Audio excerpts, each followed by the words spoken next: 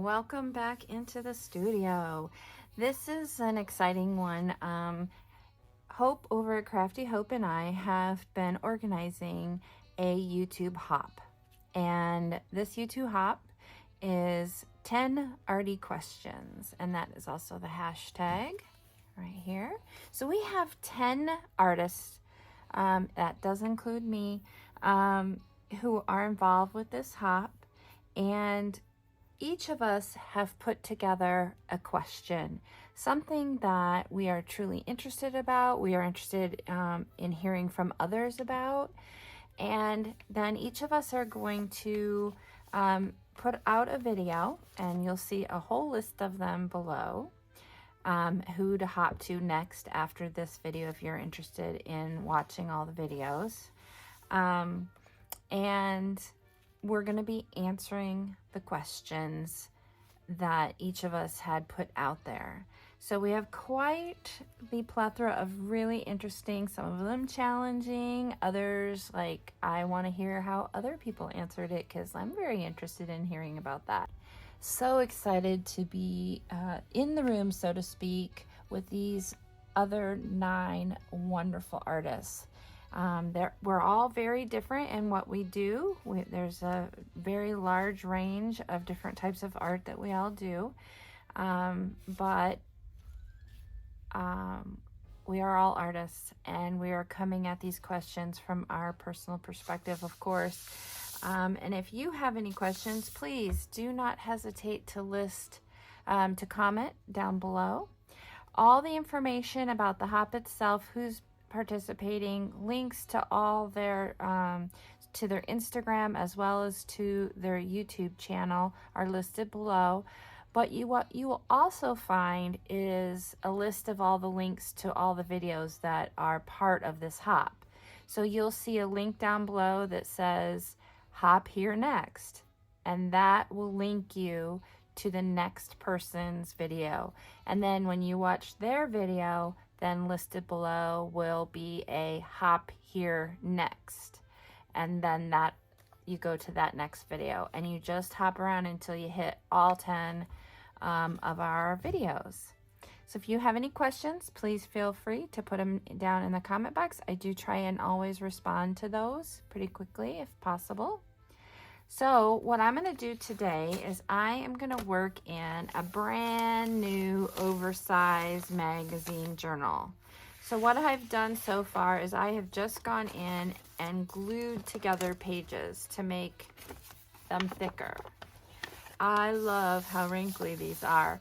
And you may have, if you've been around here a while, then you'll have already experienced Big Bertha, who I'm linking the playlist up here for you, which was my first oversized magazine journal that I created.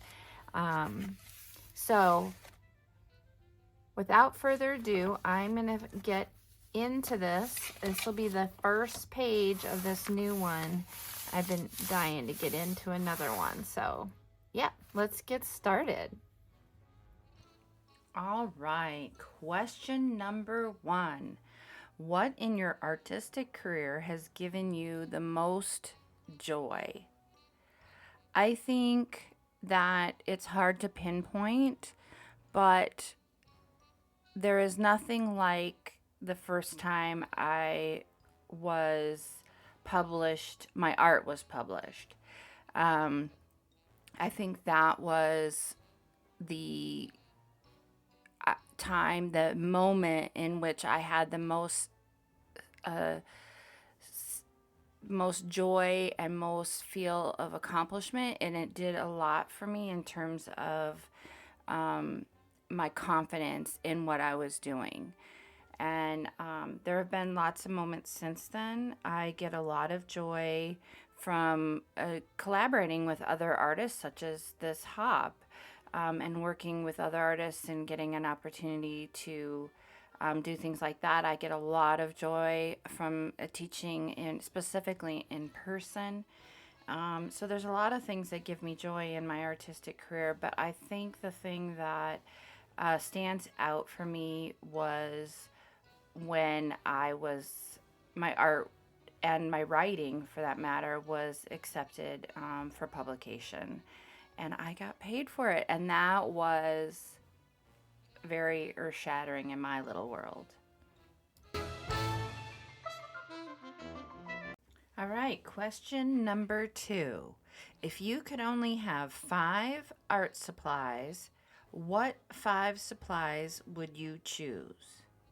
Now, we could get into the nitty-gritty details of that. Like, you could pick specific brands or whatever. I kept this really generic, and the top on my list would be paper, matte medium, gesso,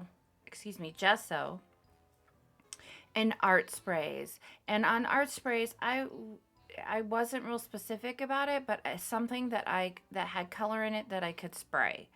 I think that would be my 4th item. And to be honest, I really struggled with the 5th item because I felt like this was specific to art supplies, and that didn't mean I couldn't have textural elements, because those are all around me, so I wouldn't need those. I already have my color. Maybe a Stabilo all, or yeah, a Stabilo all would probably be, and that's very specific to a brand, but I think that would be my 5 items. Paper, matte medium, gesso, art spray of some kind, something that had color, and a Stabilo all pencil in black. My goodness, I can't wait to hear everybody else's answer to this question.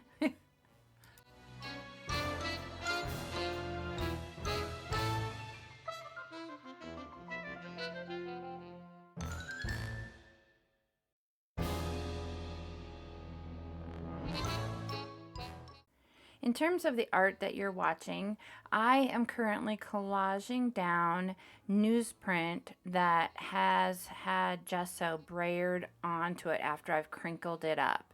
And I'm just getting that torn up and then collaged down into the background.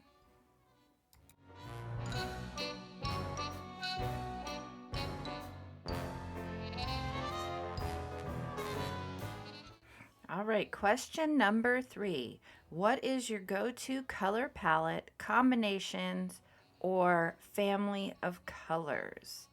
Well, I've always been drawn to natural colors. So colors you find in nature, and specifically the greens, browns, more natural yellows, like buttercup yellow and Naples yellow or yellow ochre. But over the years, I have been playing in and with color combinations and colors that I don't necessarily gravitate towards.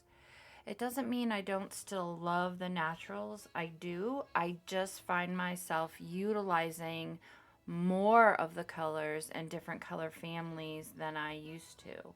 Some of the things that I've discovered that I like, so for combinations, is I really love purple and orange. And sometimes I like to even mix them, or even a yellowy orange rather than a true orange. And I really love green with an ochre, or like even a burnt umber, and even the bright greens. I did dive deep into greens for a while there, because greens are my favorite color, but I always felt intimidated about giving them justice. And so I did a pretty deep exploration in greens for a while until I became comfortable with them, discovered some of the combinations I liked.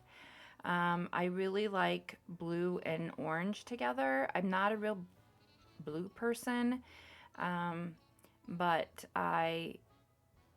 once I got comfortable with blue and orange together, then I did the same kind of thing with the blues that I had done with the greens. I did a deep dive and discovered that I really like a light heathered blue.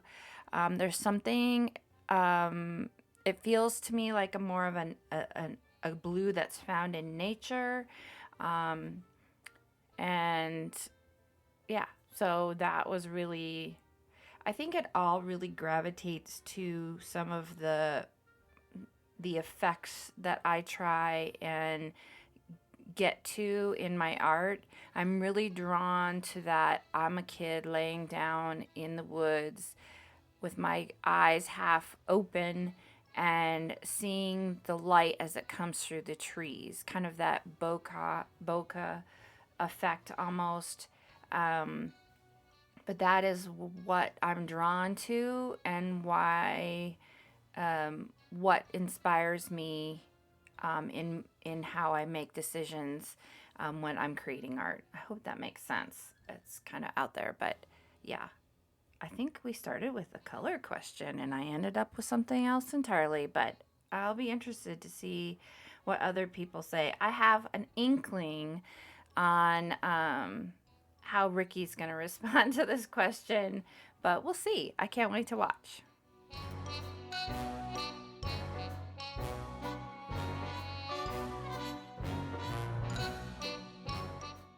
All right, in the background, what I've been doing is adding some water, just spritzing some water with my water mister, and then going in with some of this Amsterdam Azo Yellow Deep ink and spreading that around, letting it kind of soak into different areas, trying to get a different contrast and levels of that color back there.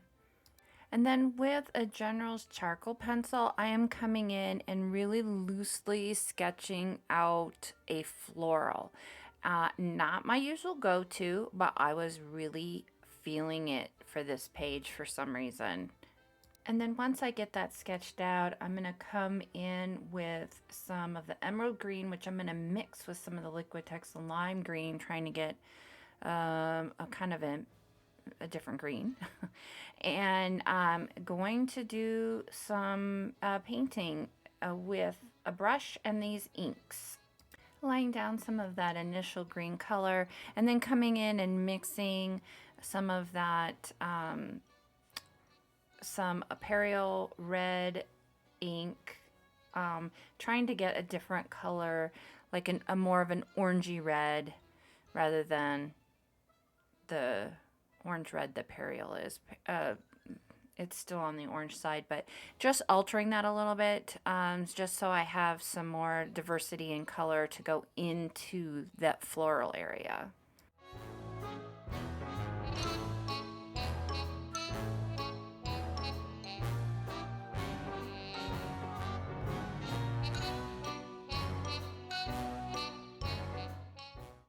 Question number 4. How do you feel about digital kits, freebies, or the otherwise? Do you use them? I think that they are an awesome asset to use in artwork. I use them occasionally. I have been known to use the freebies a lot and will purchase backgrounds occasionally. You have to be careful when you're using them if it's something that you're going to resell. If it's in my personal art journals or really embedded in the background, then of something that I might be selling, I will use them. However, I am usually pretty careful about that and what the original artist's terms are in reusing them. Because there is a fine line, I will reach out to an artist if something comes up and I want to use them for something more, and make sure that I'm within their the purchase agreement that I've made with them on purchasing them. Freebies, generally you can use those as long as you're not reselling them or giving them away. All right, onward. Question number 5. What motivates you to create, or what is the why behind your art? I believe creating is a gift that I've been given. I'm highly motivated to be creative and not waste that gift.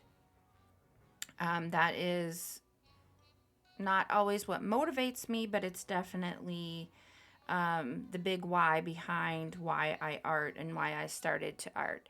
I was raised in a very creative family. My mom was a potter, not as by profession, but as her creative outlet. My father was created wood furniture and was an artist. He had an art gallery when I was growing up, so I was surrounded by artists. My aunt was a graphic designer.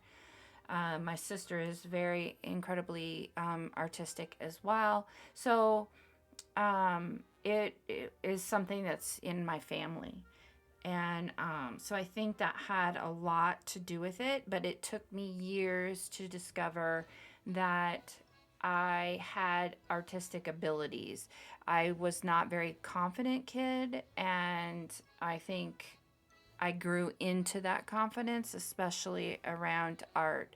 So I spent a lot of my early artistic career doing more crafty things, exploring design from a graphic design perspective. I was a graphic designer for many years, and that's what moved me more into my artistic career as it is today.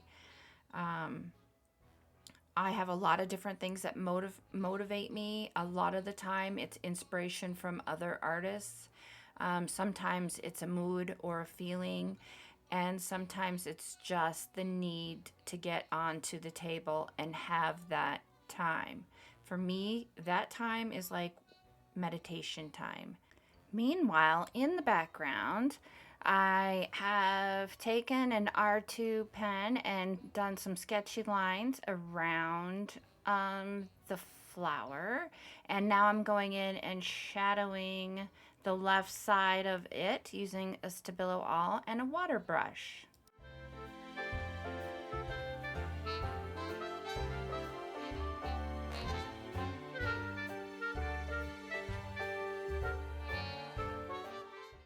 Question number 6.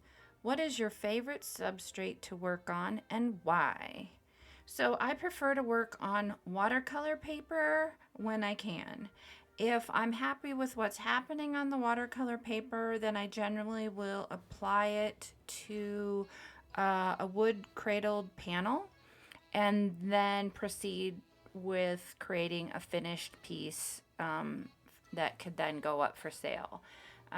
If it, fits all the little nuances of what I feel is worthy of being sold. But definitely watercolor is my favorite because in mixed media, it has this soakability that I can either minimize or I can maximize on it.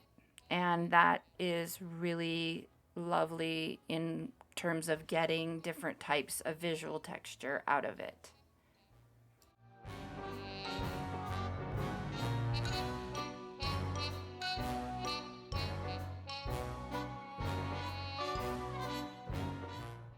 Question number 7.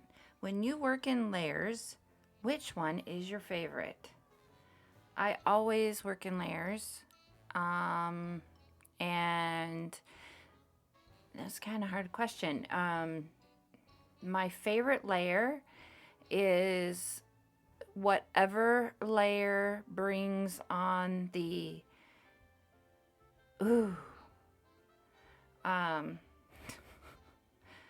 that thing that motivates you to move to the next layer, the thing that it gives you inspiration immediately as you watch what happens to it. It's I don't know how to explain it. It's like the moment you have instant gratification, instant inspiration.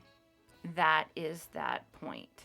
That is whatever layer you happen to be on when that happens is my favorite layer.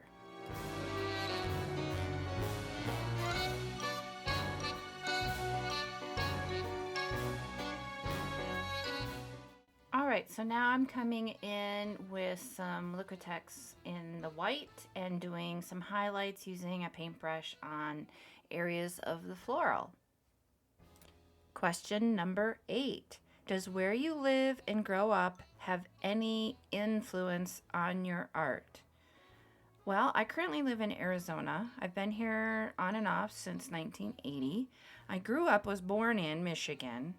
And for the most part, I think most definitely, especially in the colors I gravitate to and that bokeh effect like I talked about earlier. Growing up in Michigan, I was around lush green, lots of trees. Out in the forest, I lived in the forest up in the California mountain area for a very short period of my life, but nature definitely had an effect on me and the way I see things. I'm an abstract artist and I gravitate towards that because of those experiences. And just even in Arizona, the heat and the type of light that we get here, the type of smells, those are all things that also have a really big impact and influence my art, I feel.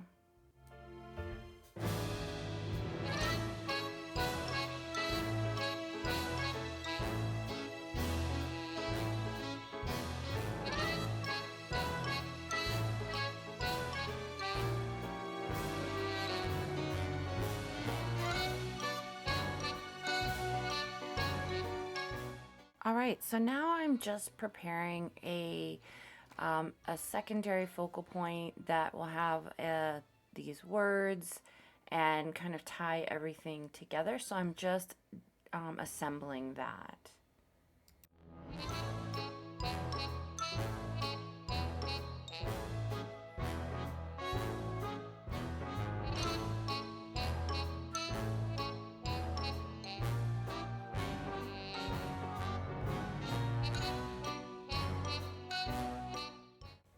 Question number 9. What are your favorite types of journals to work in and why? Well, I really work in a huge variety of journals. I am most drawn to make my own journals. And generally, I like to specifically build the journal. Sometimes I build it around something I've already created or I build it for an idea. I usually work on the cover at the end after I understand better how the journal, how it develops. And then that usually speaks to me how to finish a cover and how to name it. So usually I create journals, out of things that interest me, such as the one I'm working in now. Down below, I'll have a link to Big Bertha, which was my first large format magazine type journal, and it was quite the wonderful experience, and I loved working in it. I loved finishing it. The nuances of trying to figure out how to put a cover on it, etc. After the fact was really a lot of fun for me. So it varies depending on what my interests are at the moment.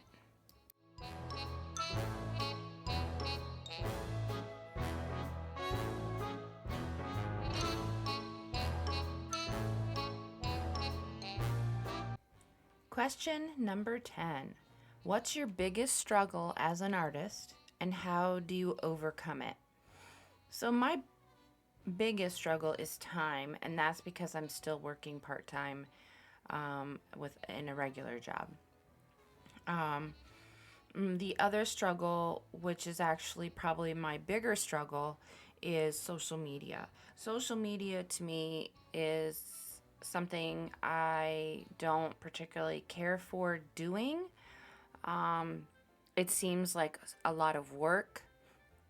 It seems like putting yourself into a room with starving lions and setting yourself up. But the reality is, in today's world, as a entrepreneur, a self-employed individual, which is what you are as an artist, you have to put yourself out there and get seen by as many people as possible. And the best way to do that is through the socials. And so I try and be involved as possible, as much as possible, and keep up with it. That is a struggle with me because of time, and because my brain doesn't think that way. It seems like a big risk a lot of the time, and I just don't want to do it, but I have to do it. And that's the reality in today's world. And so I do. I protect myself as best as possible. I try and look out for other artists as well when possible.